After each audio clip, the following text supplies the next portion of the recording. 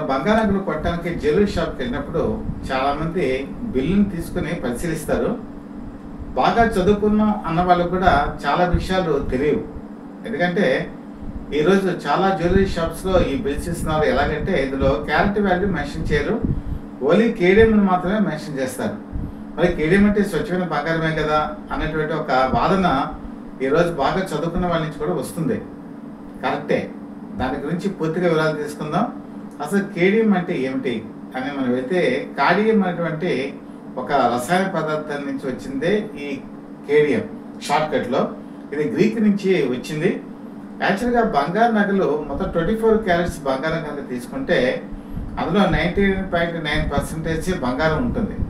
దీన్ని ఆభరణాలు చేయడానికి పనికిరాదు. అందుకని ఇది ఎక్కువగా బంగారం బిస్కెట్ల రూపంలో ఇలాంటి రూపాల్లో ఉంటాయి.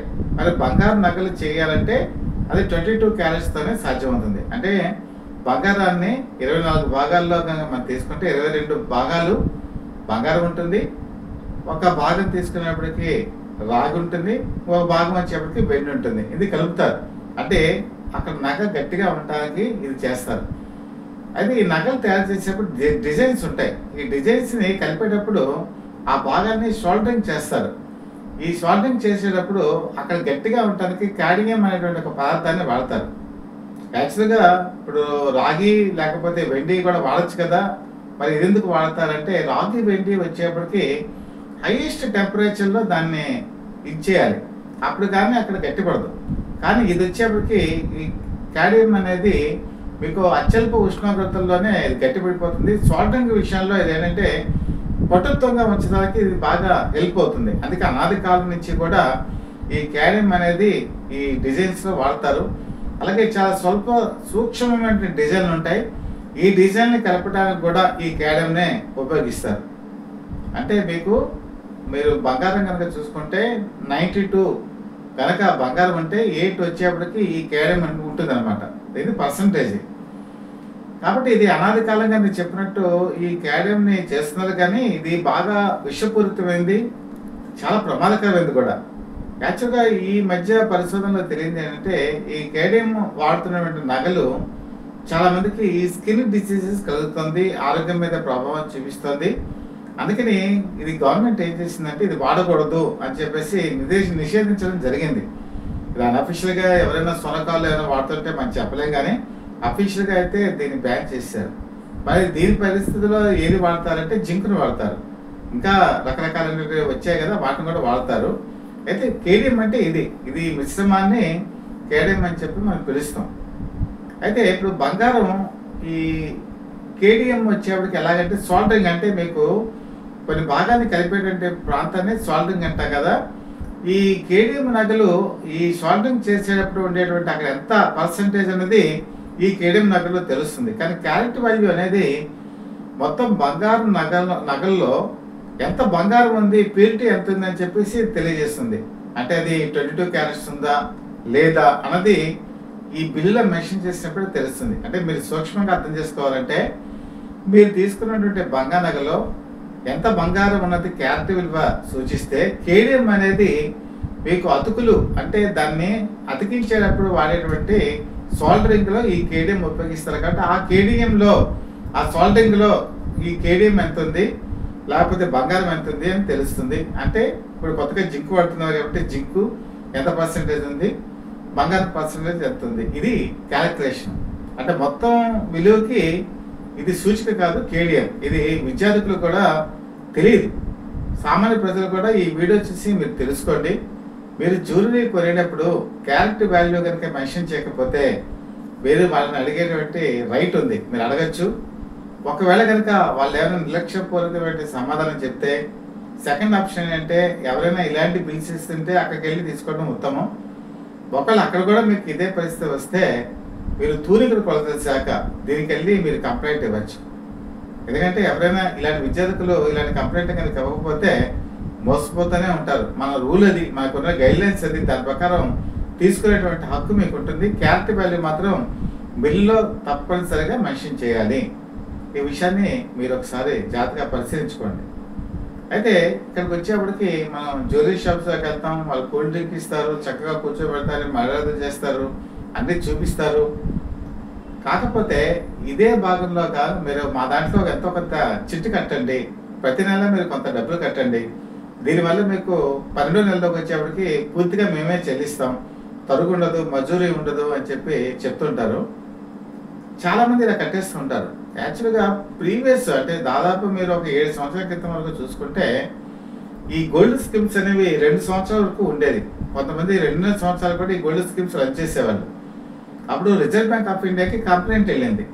ఇలా అందరూ కూడా ఇష్టానురీతంగా పెట్టేసుకుంటున్నారంటే అప్పుడు ఆర్బీఐ ఏం చేసిందంటే ఏ గోల్డ్ సంబంధించినటువంటి స్కీమ్ అయినా సరే ఇలా డిపాజిట్ కట్టించుకునేది 11 నెలల వరకు మాత్రమే పరిమితం చేసింది.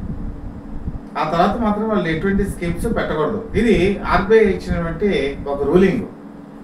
అయితే ఇక్కడ పెద్ద పెద్ద టర్న్ ఓవర్స్ ఉన్నవాళ్ళు ఓకే, వాళ్ళు ఈ అమౌంట్ కట్టించుకుంటున్నారు. కస్టమర్కి నమ్మకం మీద ఇది ఆధారపడి ఉంటుంది. దీనికి ఏమి వాళ్ళు భరోసా ఇవ్వరు. వాళ్ళకి మీకు ఏమి డిపాజిట్స్ మీకేమి షూరిటీగా చూపించరు. వాళ్ళ ఆస్తుల్ని మీకేమి షూరిటీగా చూపించరు. మీ రిస్కే, మీ ఓన్ రిస్క్తో మీరు డబ్బులు కడుతున్నారు.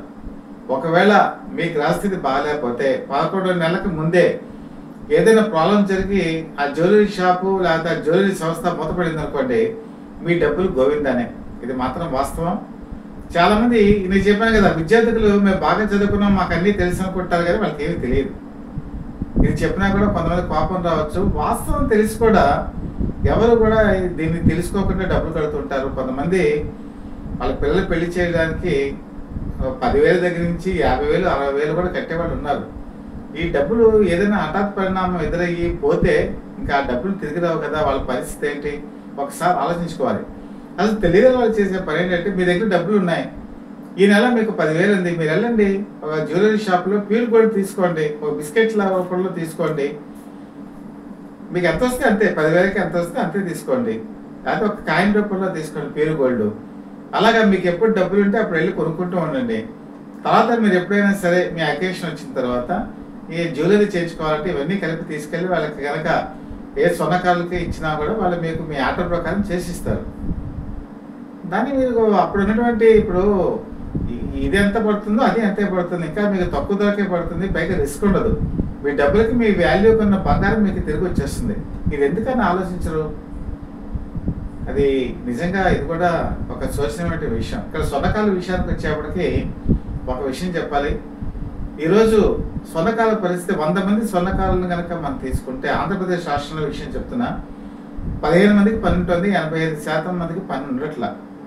వాళ్ళు అసలు ఏ పని చేయాలో తెలియనటువంటి పరిస్థితికి వెళ్ళిపోయారు. కారణం ఏంటంటే ఈ జ్యువెలరీ షాప్స్, ఈ కార్పొరేట్ సెక్టర్ ఎప్పుడైతే ఈ జ్యువెలరీ షాప్స్ రూపంలోకి వచ్చాయో వాళ్ళు ఏంటంటే మెయింటెనెన్స్ విపరీతంగా స్టాఫ్ని పెట్టుకుంటారు, స్వర్ణకాలని తీసుకుంటారు, వాళ్ళు డిజైన్లు చేయించుకుంటారు. ఆ డిజైన్ని వాళ్ళు వాళ్ళకు ఉన్నటువంటి అడ్వర్టైజ్మెంట్ రూపేనా లేకపోతే బ్రాండ్ అంబాసిడర్ రూపేనా వాళ్ళు అమ్ముకుంటారు. కానీ వీళ్ళు ఏం చేస్తారు, వీళ్ళకి ఎవరు లేరు, ఎవరికి ప్రమోట్ చేసుకోలేరు.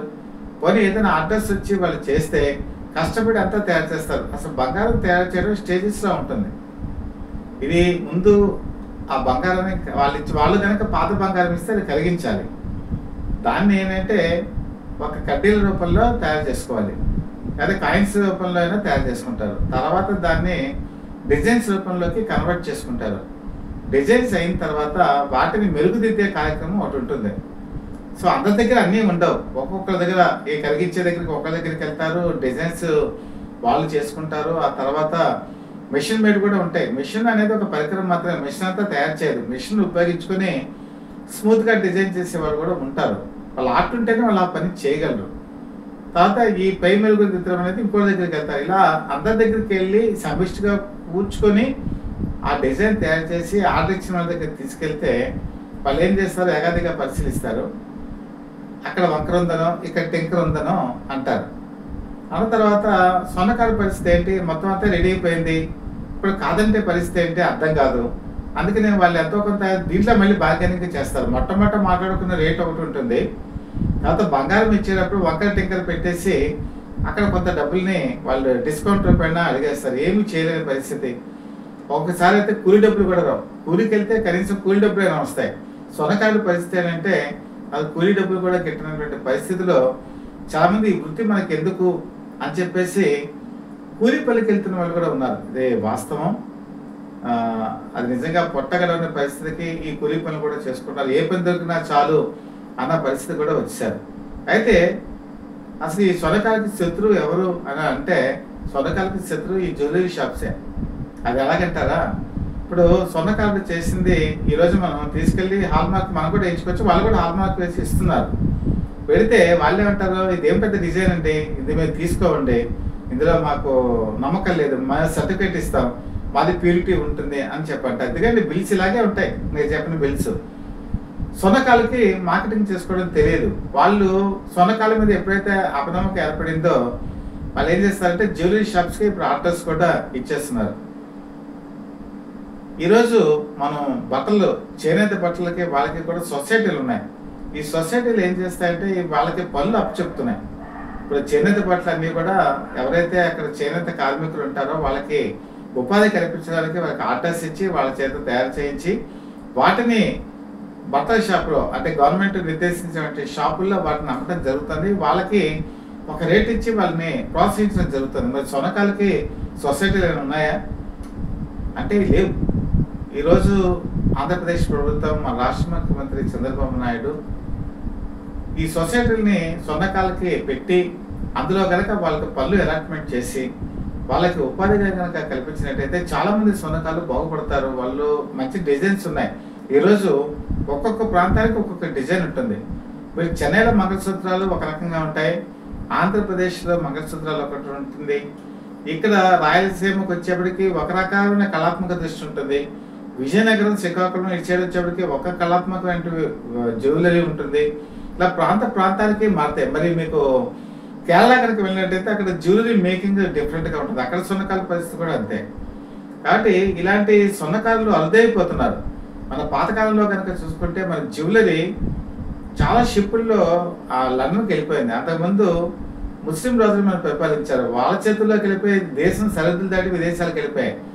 ఎంతో అరుదైనటువంటి బంగారం కళాత్మక రీతిలో ఆ రోజు చేసినటువంటి శిల్పకారులు, ఈ మరి వీళ్ళంతా కూడా ఆ శిల్పకళ అంతా కూడా అక్కడికి వెళ్ళిపోయింది. శిల్పకళతో పాటు ఈ జ్యువెలరీలో చేసినటువంటి సొన్నకాలలో వైవిధ్యభరితమైనటువంటి వాళ్ళ హస్త వైవిధ్యం కూడా విదేశాలకు వెళ్ళిపోయింది. ఇప్పుడు చూడాలన్నా కూడా లేదు, అక్కడ మ్యూజియంలో మనం చూసుకోవాల్సిందే. ఇప్పుడు కోహినూర్ వజ్రం చూడండి, మన ఆంధ్రప్రదేశ్లో నదిగమ ప్రాంతంలో దొరికింది. అది ఈరోజు ప్రపంచంలో అతి విలువైనటువంటి వజ్రం. అది బ్రిటన్ మహారాణి దాంట్లో ఉంది, ఆ వజ్రం ఆ కిరీటంలో ఉంది. అంటే మన దగ్గర అపరూపమైనటువంటి సంపద ఉంది, హెరిటేజ్ ఉంది, మంచి కళ ఉంది. ఆ కళ ఉన్నటువంటి ఈ స్వర్ణకారులు చాలా బాధపడుతున్నారు. అసలు యాక్చువల్గా ఇప్పుడు ప్రతిదానికి కూడా మార్కెటింగ్ చేసుకునేటువంటి పరిస్థితి ఆంధ్రప్రదేశ్ ప్రభుత్వానికి ఉంది. ఇప్పుడు జ్యువెలరీ అనేది కంటిన్యూస్ ప్రాసెస్.